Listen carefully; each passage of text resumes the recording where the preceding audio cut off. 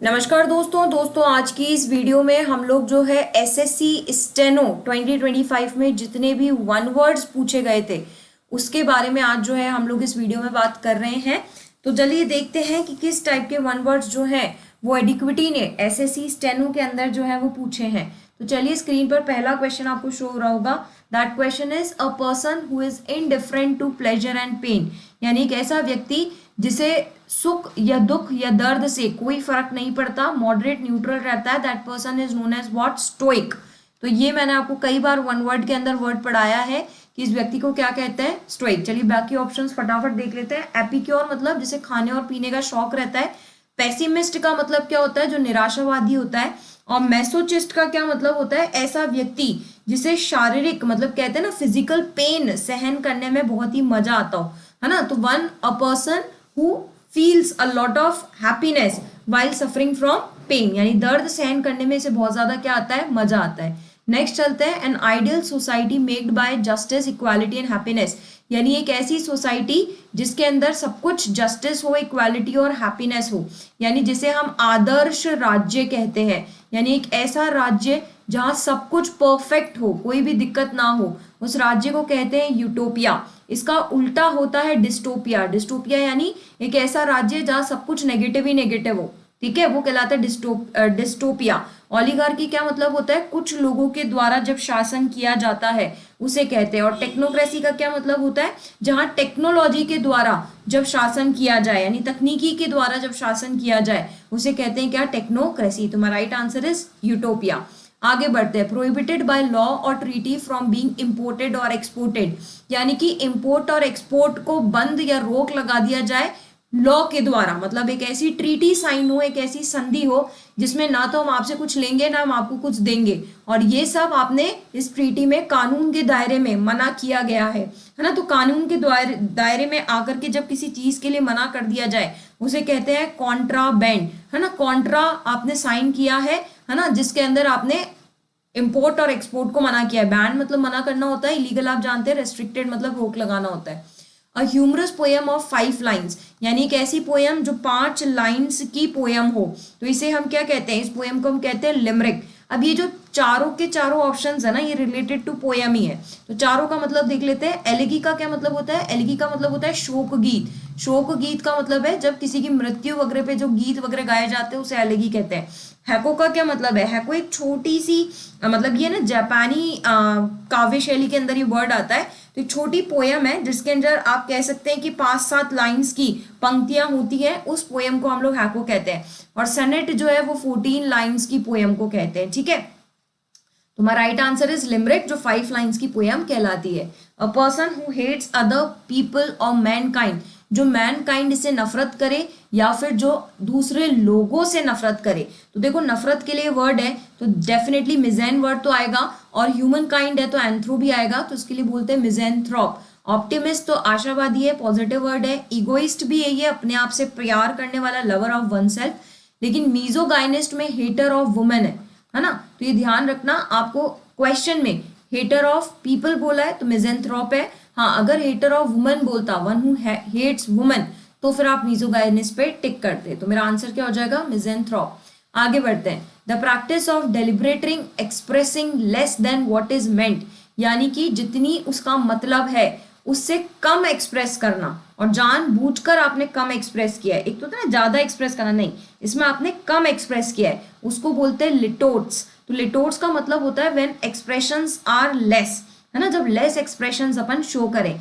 Ma'am बाकी options, तो euphemism का क्या मतलब होता है? इसका मतलब होता है अपनी बात को ना बहुत विनम्र तरीके से व्यक्त करना, है ना, मतलब बहुत प्यार से अपनी बात को समझाना। What is आयनी? आयनी का मतलब सरकास्ट होता है, यानी कि सरकाज्म, यानी कि आप किसी को तानाशाही करके या व्यंग कस के अपनी बात कह रहे हैं। हाइपरबोल का मतलब क्या होता है? कहते हैं ना अपनी किसी भी बात को ट्रुथ से यानी रियलिटी से बहुत ज्यादा बढ़ा चढ़ा करके जब बताया जाता है, कहते हैं ना सच तो कुछ और ही था, तो ट्रुथ से बहुत ज्यादा बढ़ा चढ़ाकर जब किसी बात को बताया जाता है तो वो कहलाता है हाइपरबोल। और कम बताया जाए दैट इट्स लिटोट्स। एक ऐसा नोट, अ ब्रीफ नोट और एक्सप्लेनेशन जो कि किसी डायग्राम के साइड में, जैसे मान लो कोई डायग्राम है तो उस डायग्राम का आप नामकरण करते हैं या उस डायग्राम के साथ में कुछ कॉन्टेक्स्ट लिखते हैं जो इस डायग्राम को एक्सप्लेन करता है, राइट। तो तो उसके लिए ये पूछ रहा है कि उसे हम क्या कहते हैं, तो that is known as annotation. तो एनोटेशन का मतलब होता है किसी भी डायग्राम के पास में उस डायग्राम को एक्सप्लेन करने के लिए जो वर्ड्स बोले जाते हैं, that is known as what, that is known as annotation. Footnote क्या होता है, फुटनोट यानी जो फुटर के अंदर नोट छोड़ा जाता है, यानी जो फुटर के अंदर लिखा जाता है, कोई भी एडिशनल पीस ऑफ इंफॉर्मेशन हो सकती है जो किसी भी पेज के फुटर में लिखी हुई होती है।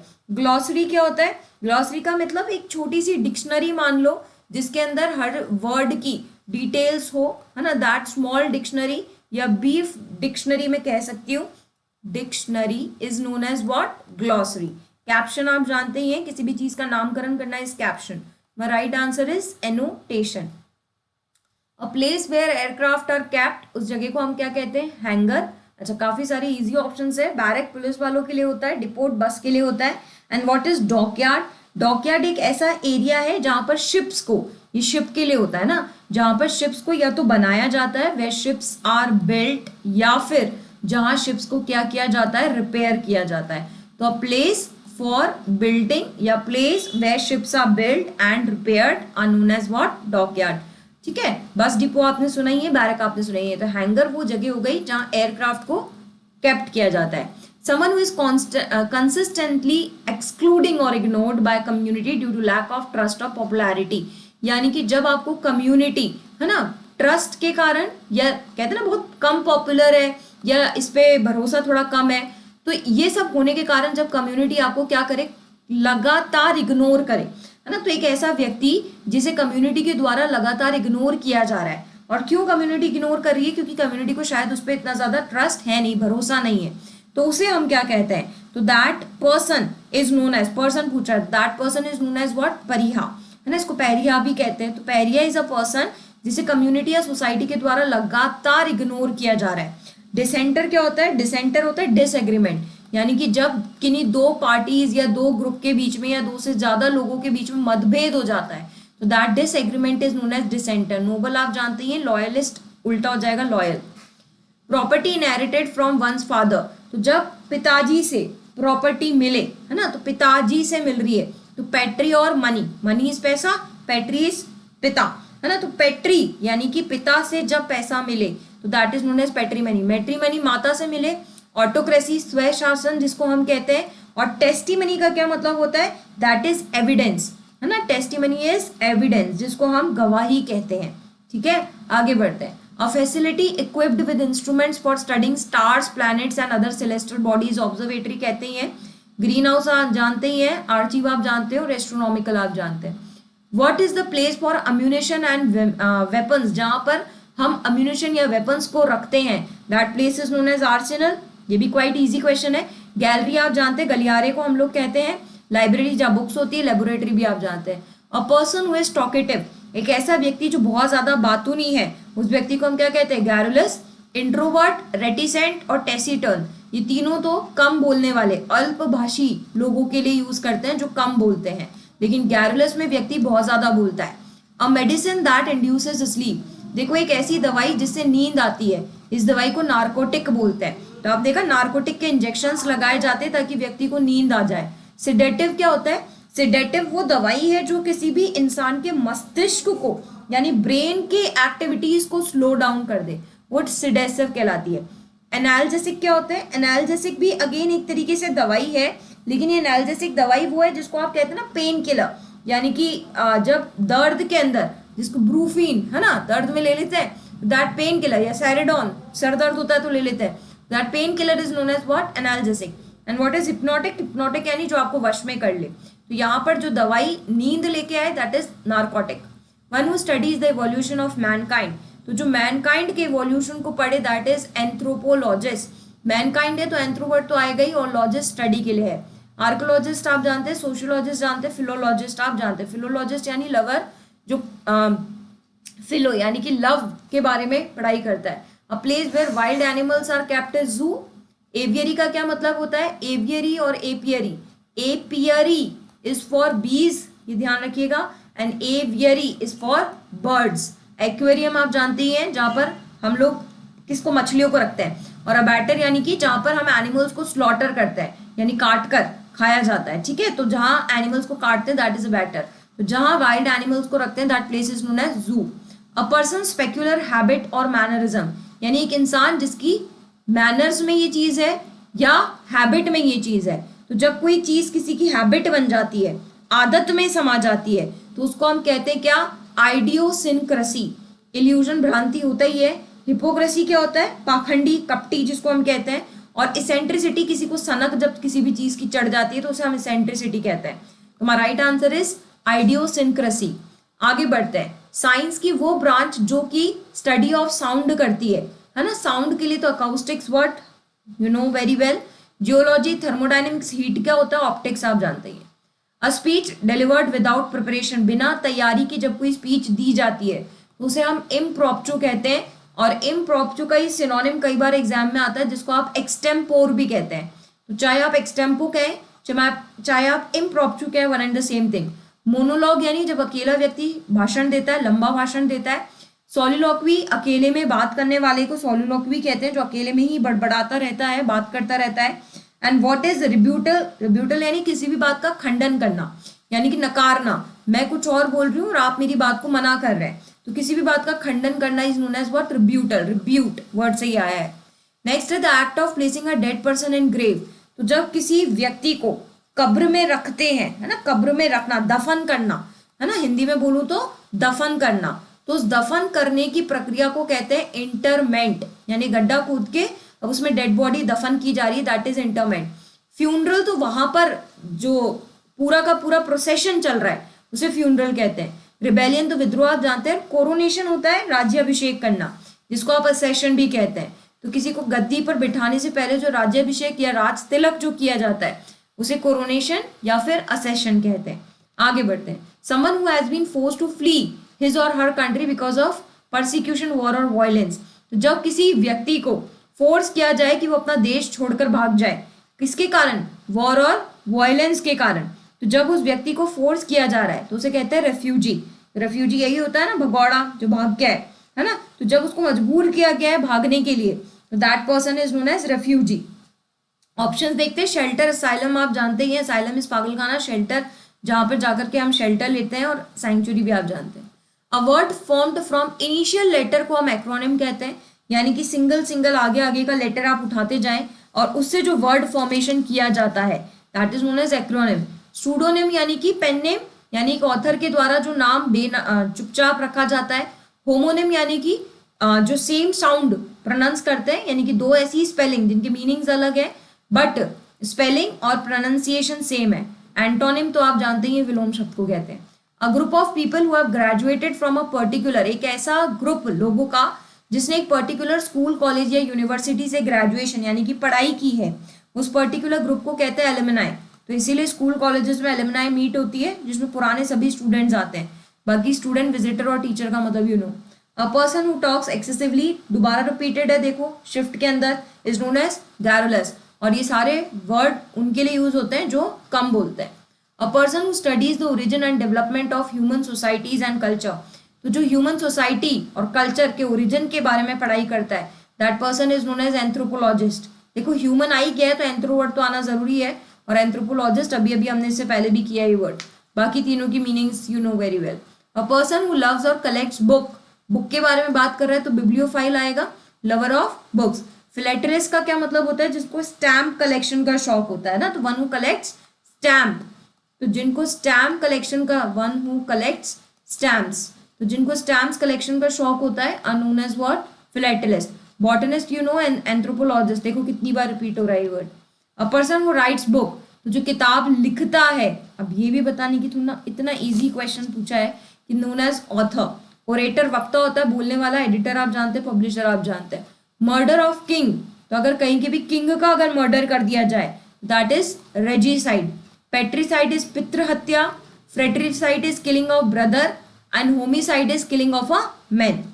अ political disorder and absence of government, यानी पॉलिटिकल डिसऑर्डर हो या फिर गवर्नमेंट की एब्सेंस हो, तो दैट इज अराजकतावादी, दैट इज अनार्की।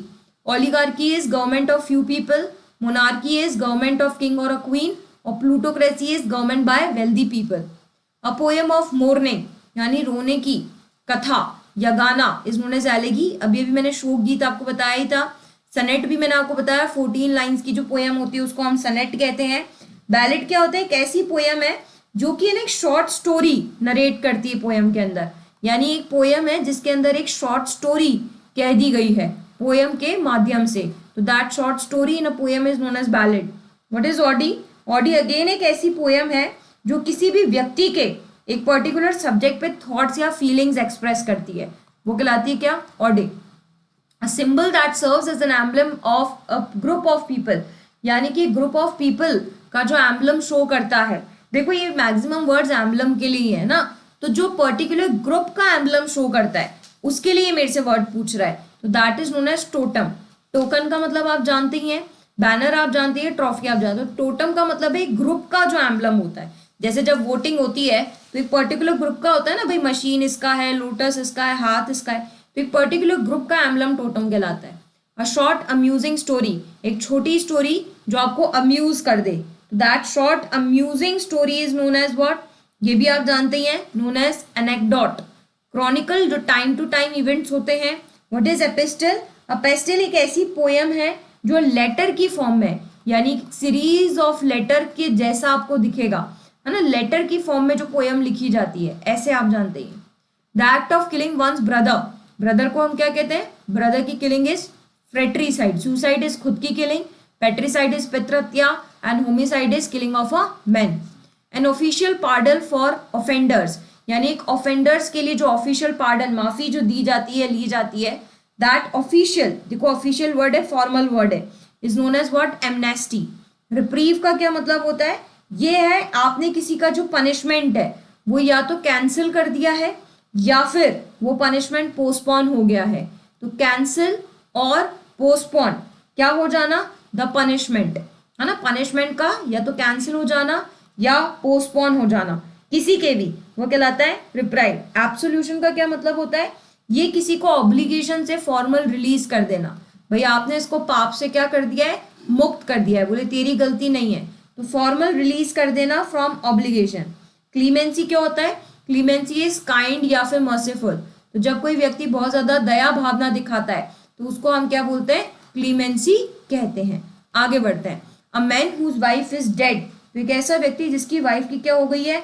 हत्या हो गई है, तो that is known as widower. विधुर जिसको हम हिंदी में कहते हैं, और विधवा को हम क्या कहते हैं? विडो कहते हैं ना। तो for female the word is widow and for male the word is widower. Bachelor आप जानते हैं जिसकी शादी नहीं हुई है, हेयर इज उत्तराधिकारी, एंड डाइवोर्स यानी जो अपने हस्बैंड को छोड़कर बैठे हैं। अ पार्टनर इन क्राइम, तो जो क्राइम में साथ निभाए, दैट इज अकम्प्लाइज। राइवल आप जानते ही हैं, प्रतिद्वंदी। पेट्रोट आप जानते ही हैं। व्हाट इज एले? नाउ एले is a new word that is formally जब कोई आपको कोऑपरेट करे, तो एक तरीके से फ्रेंड ही है ये, बट फॉर्मल कोऑपरेशन जब कोई आपको देता है, दैट इज एले। An inscription written on stone in the memory of deceased, यानी कि जब किसी के डिसीज्ड के, मतलब जो मर गया है, उसकी कब्र पर जो लिखा हुआ होता है, उस कब्र पर लिखे हुए को हम कहते हैं एपिटाफ। कब्र के ऊपर जो वर्ड्स लिखे हैं, that is epitaph. What is epigraph? तो एपीग्राफ का मतलब है जो बिल्डिंग या किसी स्टोन के ऊपर कुछ भी लिखा हुआ है, तो N inscription on a building और अ स्टोन या कॉइन पर भी लिखा हुआ है, उसे भी एपीग्राफ कहते हैं। मेमोर आप जानते हैं, किसी की याद में कुछ रखना, और ऑटोग्राफ आप जानते हैं। A person without a settled home, एक ऐसा व्यक्ति जिसका एक सेटल्ड घर नहीं है, घूमता फिरता रहता है, दैट इज वेगाबैंड, वेगाबॉन्ड। टीनेंट किराएदार होता है, ये नेटिव मूल निवासी होता है। नोबल आप जानते हैं। तो वेगाबॉन्ड एक ऐसा व्यक्ति है जिसका कोई सेटल्ड होम नहीं है, आज यहाँ तो कल वहां। एक imaginary ideal place of perfection, फिर आ गया है। यूटोपिया आदर्श राज्य मैंने बताया ही था। डिस्टोपिया मैंने आपको इसका उल्टा बताया ही है। फेबल, फेबल एक ऐसी शॉर्ट स्टोरी है जो एनिमल्स पर बेस्ड होती है और उनके पीछे मॉरल होता है। जैसे आपने टॉर्टोइस की और रैबिट की स्टोरी सुनी है, slow and steady wins the maze, तो ये इसका मॉरल है ना। तो एक ऐसी स्टोरी जो एनिमल बेस्ड है लेकिन लास्ट में उसका क्या है? मॉरल है। मोनार्की आप जानते हैं, किंग और क्वीन के शासन को कहते हैं। A person who is extremely selective और डिफिकल्ट टू प्लीज, एक ऐसा व्यक्ति जो बहुत ज्यादा चूजी है, सेलेक्टिव है, और जिसे खुश करना बहुत ही ज्यादा मुश्किल है ना, तो उस व्यक्ति को हम कहते हैं फास्टिडियस। बहुत मुश्किल से ही ये मनाने में आता है। डोसाइल का क्या मतलब होता है? सबमिसिव, विनम्र व्यक्ति। तो सबमिसिव वर्ड मैंने आपको सिनोनिम वाली वीडियो में भी बताया था, जो बहुत ज्यादा विनम्र है।